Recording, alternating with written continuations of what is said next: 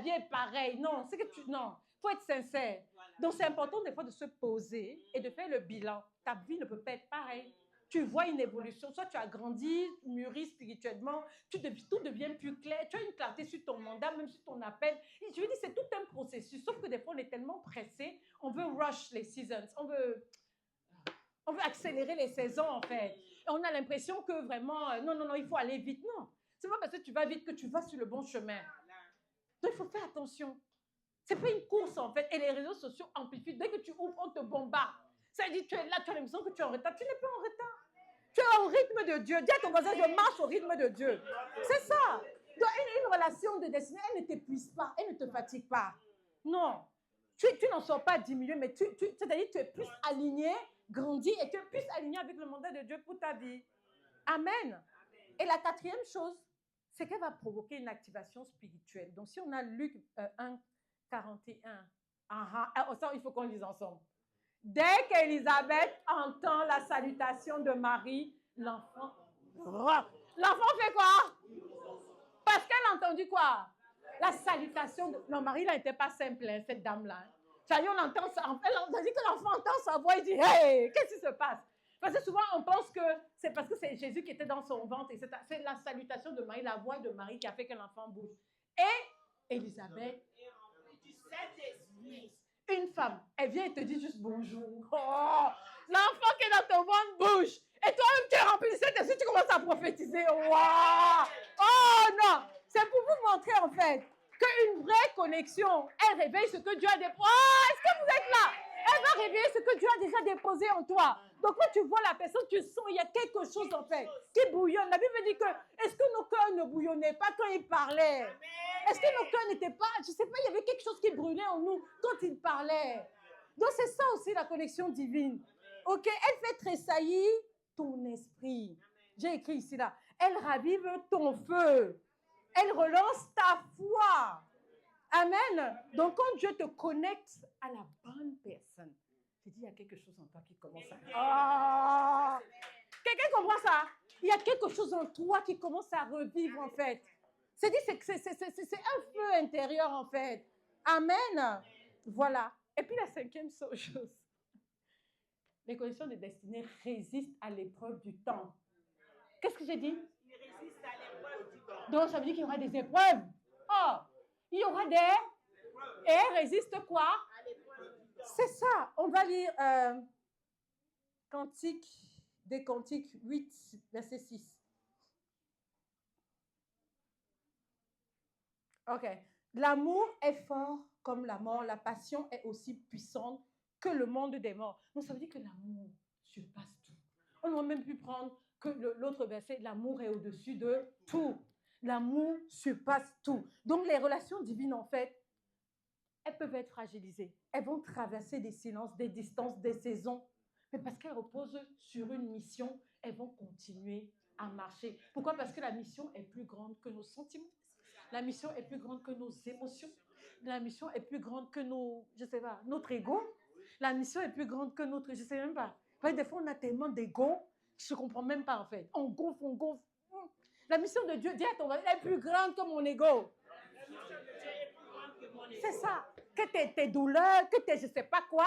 Moi, on m'a fait ci, on m'a fait ça. Non. La mission de Dieu, on est là pour servir Dieu. C'est ça. Et Dieu a voulu que pour le servir, on passe par des hommes. Donc, on sait les hommes. On ne sait pas parce qu'on est content. On ne sait pas par les émotions, parce qu'on nous a bien parlé. Même si on me parle mal, je vais toujours servir. Oh! Même si on me parle mal, je vais toujours servir. Parce que sa mission est plus grande. Il y a des âmes. Jésus est mort pour ça. C'est ça. Amen. Bon, je pense qu'on va continuer. Là, on n'a pas le temps. Parce qu'on devait voir comment... Je voulais qu'on parle aussi de comment les honorer. J'espère que je ne vais pas trop vite parce que vous vous plaignez, oui, tu vas vite, nanana et tout. Voilà. En fait, je voulais qu'on voit comment on honore. Est-ce qu'on peut parler de ça? Qui veut parler? Comment on honore les connexions de destinée? Numéro 1, par la reconnaissance. Dis à ton voisin, la reconnaissance. Voilà, notre mère spirituelle nous a enseigné dessus la semaine dernière. Donc, tu n'as qu'à repartir sur cet enseignement. Il ne veut pas trop parler dessus. Mais on va quand même mettre le verset, parce que le verset, quand même, ça ancre la connaissance et ça te permet de comprendre que je n'invente pas et que vraiment je me base et je m'appuie sur la parole. Donc, 1 Thessaloniciens 5, verset 12, la Bible dit ceci, écoutez attentivement. Nous vous demandons, frères et sœurs, de respecter ceux qui travaillent parmi vous, qui vous dirigent dans le Seigneur et qui vous conseillent. On a dit de faire quoi? Respecter. Voilà. De faire quoi? De respecter. Parce qu'il y a une destinée derrière. En fait, j'ai dit, si le diable, parce qu'il sait justement, il va te pousser à ne pas respecter ses relations.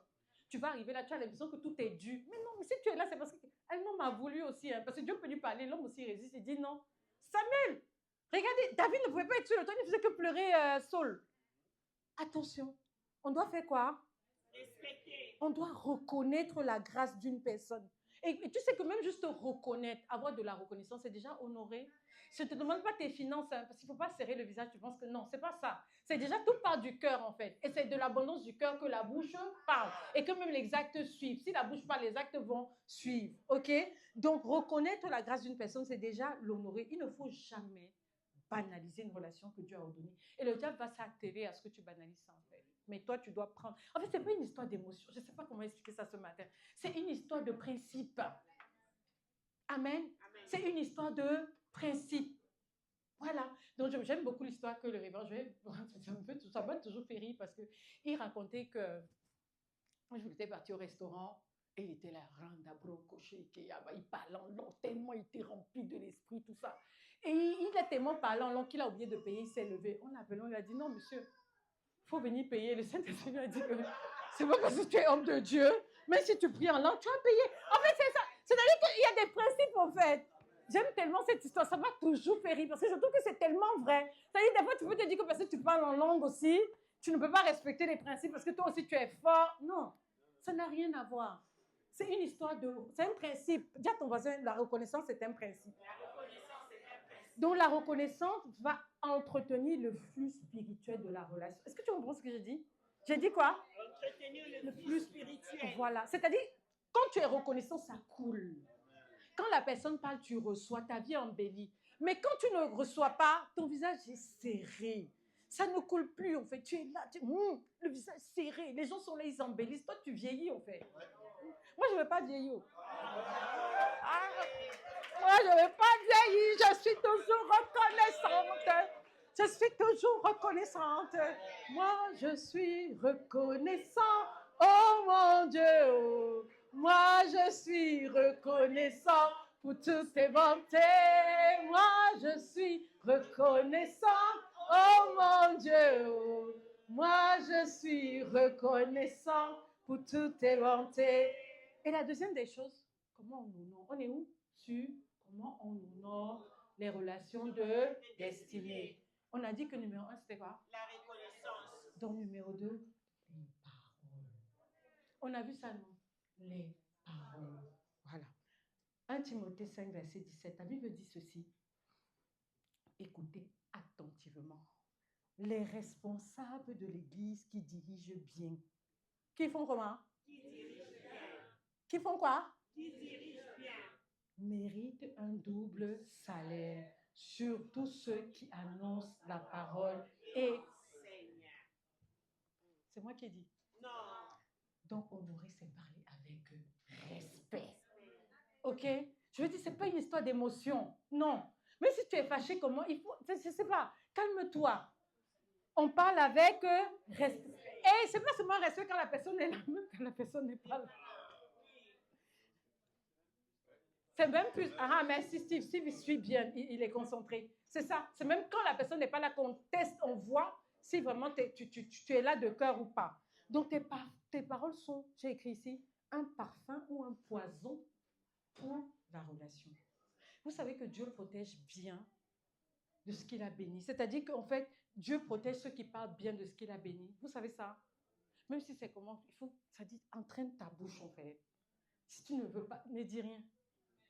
Oui. Et puis même si tu sens qu'il y a un truc, reste d'abord, mais toi-même, dis, non, je dois traiter ça dans le secret. Tout le monde n'a pas besoin de savoir. Mais si tu veux vraiment être délivré, que ça ne parle pas, tu dois parler à quelqu'un. C'est ça. C'est ça. Parce que Dieu va toujours protéger ceux qui parlent bien de ce qu'il a béni. Si Dieu a béni, toi, tu es qui pour venir critiquer? Mhm. Donc, on va sur le troisième. La troisième façon d'honorer, c'est faire quoi? La loyauté dans le service. 1 Samuel 24, verset 5 à 7, David veut dire qu'ensuite, David eut un gros reproche sur le cœur.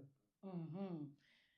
Parce qu'il avait coupé un bout du manteau de Saul, il dit à ses hommes, que le Seigneur me garde de faire une chose pareille à mon Seigneur, celui que le Seigneur a choisi. Je ne peux pas lever la main contre lui car il a reçu l'onction. Non, mais t'es sage, David. Quand il a fait quoi?